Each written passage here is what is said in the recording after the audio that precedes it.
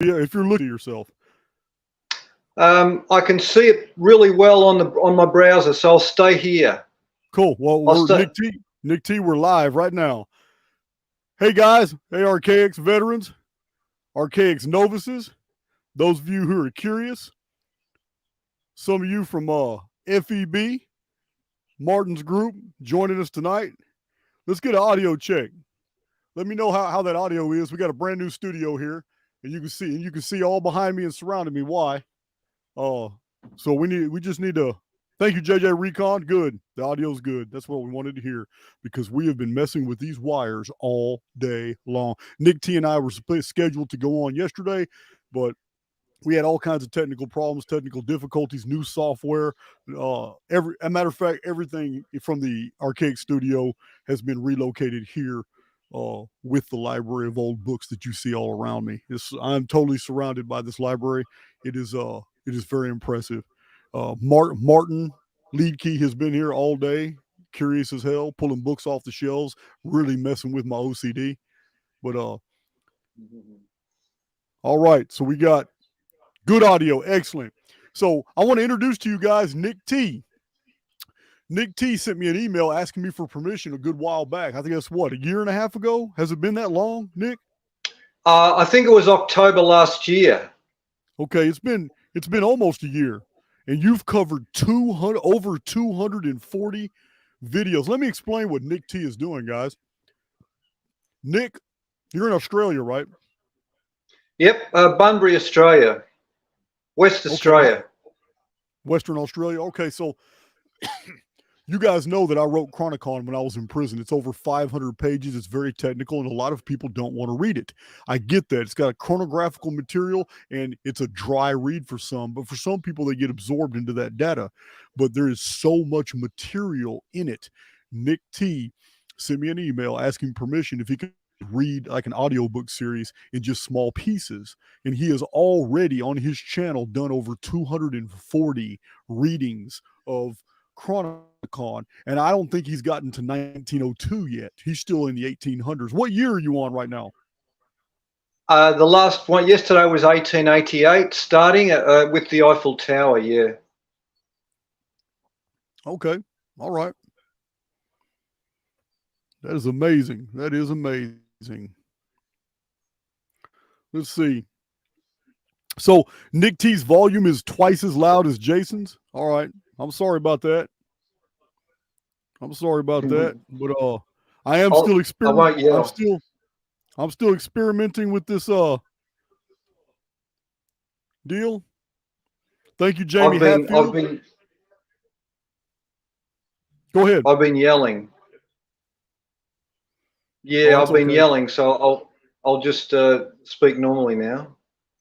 Oh, that's okay. We had audio issues earlier, and my own audio is probably going to have to be adjusted after this video, and that's cool. Well, we pretty much know what's going on. It's no big deal. So this is your first time with the new setup, is it?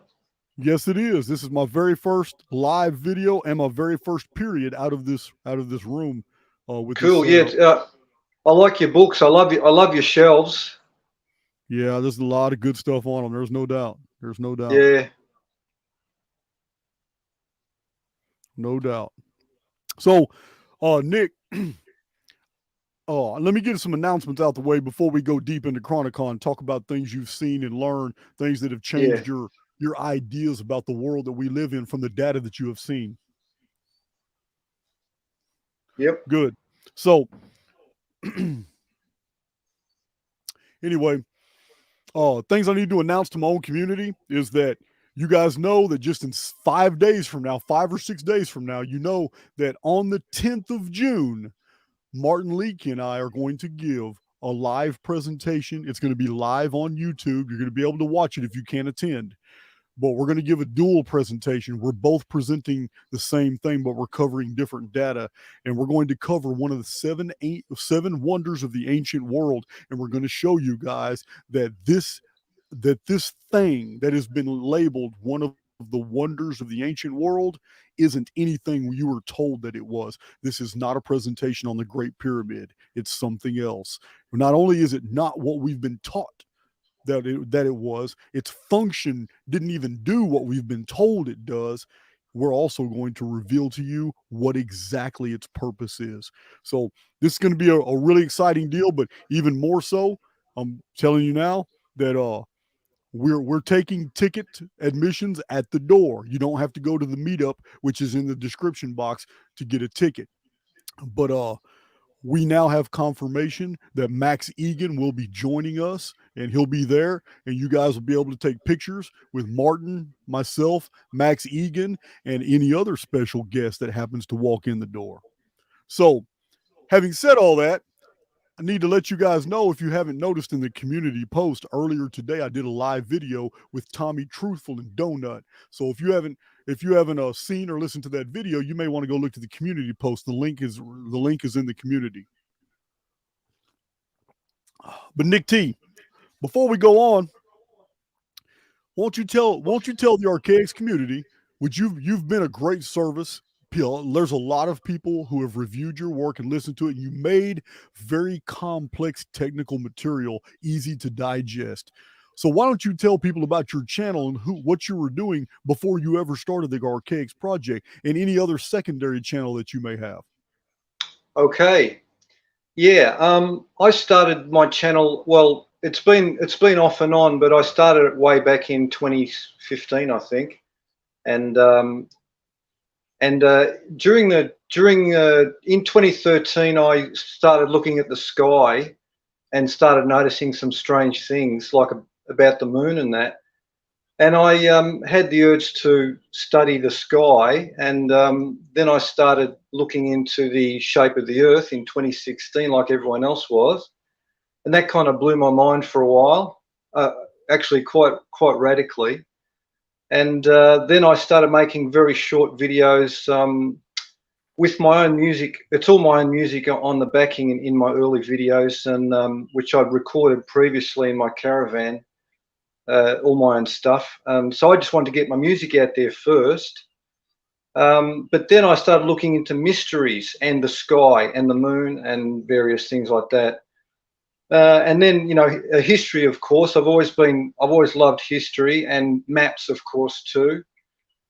And then I had about 500 subbies up until last October.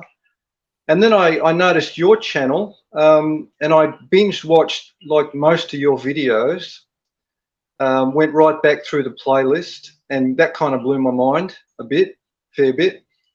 And then I thought, you'd often talk about Chronicon, and you were kind of saying, look, I know it's a difficult read, but you guys really should check it out, and you kept saying this was your core material. So I thought to myself, well, it would be nice if this core material would be more accessible to folks who either don't have the time or don't like to read, So that was my original premise behind doing it. And I don't remember if I actually asked your permission initially. I know I did later, but because you kept saying, anyone's free to do it, if they want to. But thanks anyway for letting me do it. So that's basically it. Yeah. Oh, I wouldn't have said anything if you didn't ask me permission. I have often given permission to use the Archaix material on other people's channels to upload. And of course, I even have trolls who have taken full advantage of that and also posted a whole bunch of my material to make fun of it. But that's okay. That's what it's all about. I'm not worried about that. But you have trolls good, mate. Oh yeah, trolls are good. Listen, just being attacked merely means that you're important enough to be a target. It's as simple as that. That's right. Yeah. So I do have to say that you have very good diction and enunciation while you're reading those, and you even navigate the particularly difficult words. A lot of hats off to you. I don't know if it's the Australian proto-British accent. I don't know what it is, but yeah.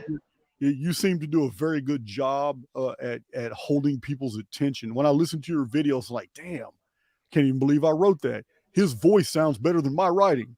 So it's yeah, my voice, done a my really good voice. job. Sorry, my voice sounds better than I do. I get that. I get that. I do. Yeah, I've always been I've always loved, you know, British culture and British music, because, you know, we're Aussies, and I was born in the 60s and that, and it's like kind of grew up with the British vibe more than the American, and then the Americans kind of took over. And then we've been blasted by, you know, British and American culture on, you know, left ear British, right ear American, left ear British, right ear American kind of thing.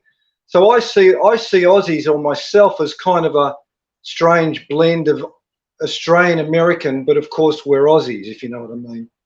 Right, you know, because we've copped our popular culture. It's been blasted at us for, you know, generations now from both of your countries. So I see myself as,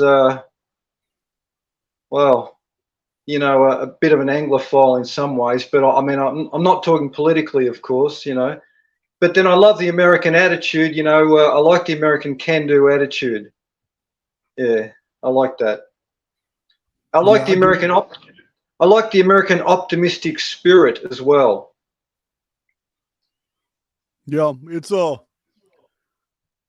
it's definitely been a game changer for Martin. Martin's been here for 30 days or so now, and he's been hanging out here in Texas with us, and he's been having a blast. He's had some aha moments, and just he gets really mesmerized and quiet when we're in traffic. He's never seen 7-lane highways with everybody going 85, 90 miles an hour, 7 lanes across on one side and 7 lanes across on the other. We got these super huge interstate highways over here in Texas. And I'm not gonna lie, I've been guilty of going a little bit faster just because he's sitting there looking out the window. But yeah, we've been having some fun. 7 lanes, that's ridiculous. Yeah, we got it right here. So yeah. We got quite a few people in the chat. I didn't give any warning whatsoever we were going live. I posted it about two minutes in the community right before I intended on going live. So I'm not really looking for all the participation. I just wanted to break out this new studio for the first time, and I thought that you're the perfect guest to do it with first, since you have contributed so many hundreds of hours of readings, reading Chronicon. So you're like 249. Is that 248 videos you've done now? 249, mate, as of yesterday.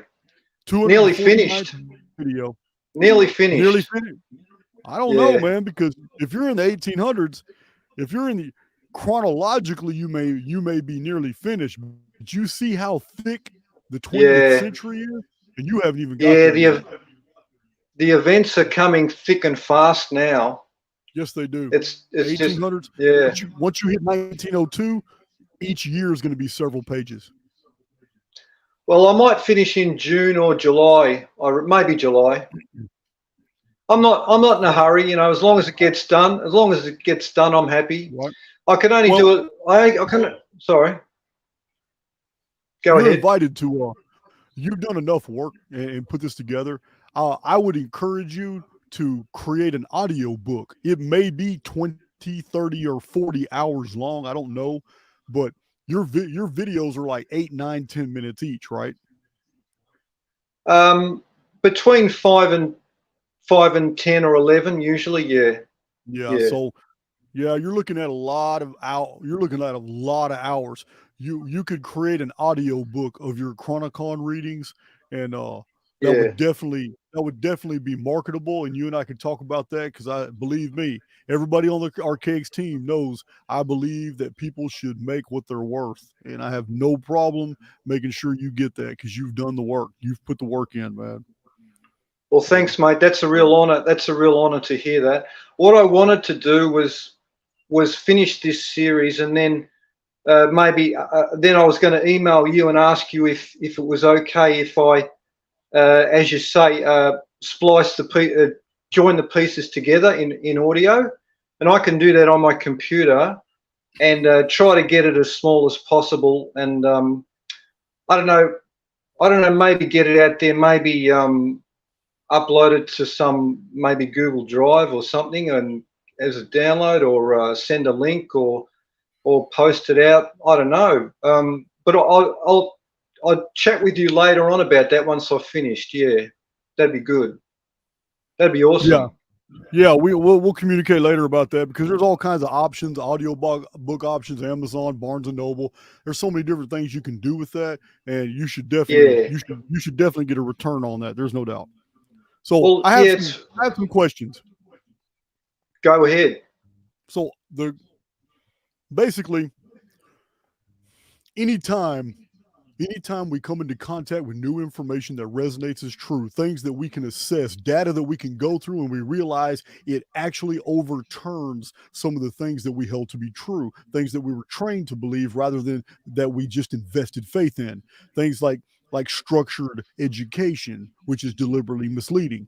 Well, when we come into contact with new information that resonates as true, it changes us. We actually become one with that data, and it amends our behavior. It amends the way we process information, the way we filter things out and see the world around us. These are all subtle changes that have great differences in our lives, and also changes the trajectory of our lives. So I'm really curious to know, not anything beyond the pre-flood world, but just of what you absorbed from all the pre-flood material.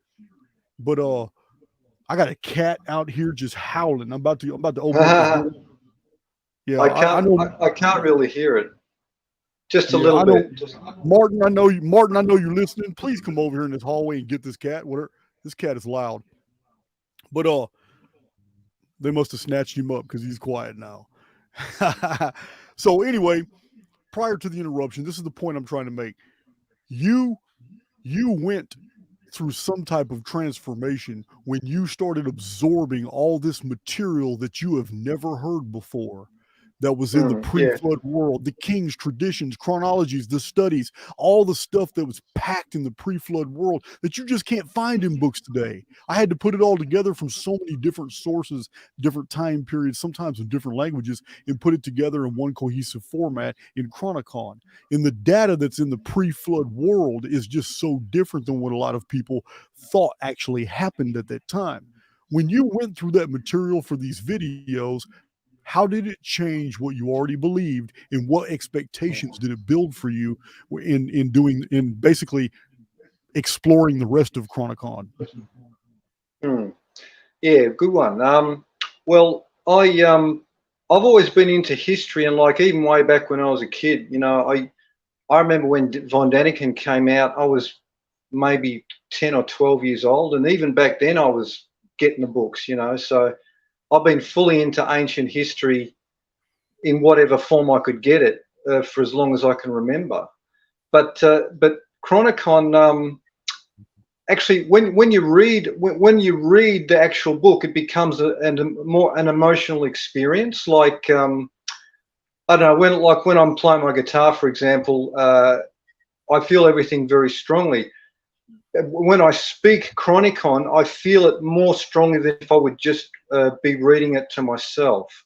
So as a result, it's sort of this whole series is built up like a set of emotional responses in me, which have been actually quite difficult at times. When I see some of the horror, you know, the harrowing, as you like to say, a lot of harrowing out there, you know, back there in history.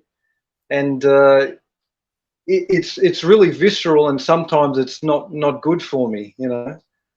But overall, it's been a wonderful experience because it's made me possibly more serious. I think I'm a more serious person than when I started, and that means I should probably achieve a little bit more of my potential than otherwise in the future. I don't know what I'm going to do next, but you know. Okay, so just recalling back, what events unfolded like in the vapor canopy world, the pre-flood world, that that stand out to you now that are like, damn, I would have never guessed that occurred? Well, the whole idea of the vapor canopy, the way the water came down all at once in a flood, that was a new concept for me. I mean, I'd never really tried to rationalize what caused the Great Flood, and there were times when I doubted it as well. But it's so plausible, you know, the idea of the water coming down all at once from the vapor canopy. And because of my research in, you know, the shape of the Earth, I've come to appreciate that there's a lot of water up there above us, you know, and I can see how, and it also fits in with the brightness of the heavenly bodies as well, going back in history. And there's what's that channel, Electric Universe? They talk about the extremely bright stars way back.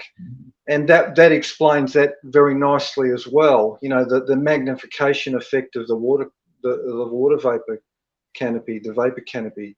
That stood out a lot. And of course, the size of the creatures really explains the size of the creatures, the density of the oxygen, the way it penetrates the cells and causes the most phenomenal growth. You know, and the difference in the radiation as well, the UV radiation. It's made me think about what kind of lighting I should be using in my house, that sort of thing. Right. Yeah, it was so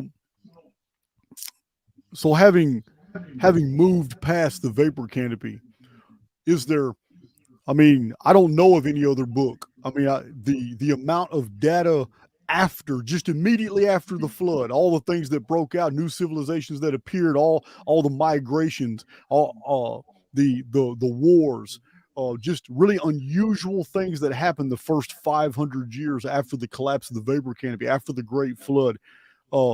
What most impressed you about that period of time as it was recorded in Chronicon, documented from like the Sumerian, the Akkadian, the Elamite, the ancient Egyptian, the Aryan civilizations, the things that were going on in the world at that time? What stands out the most?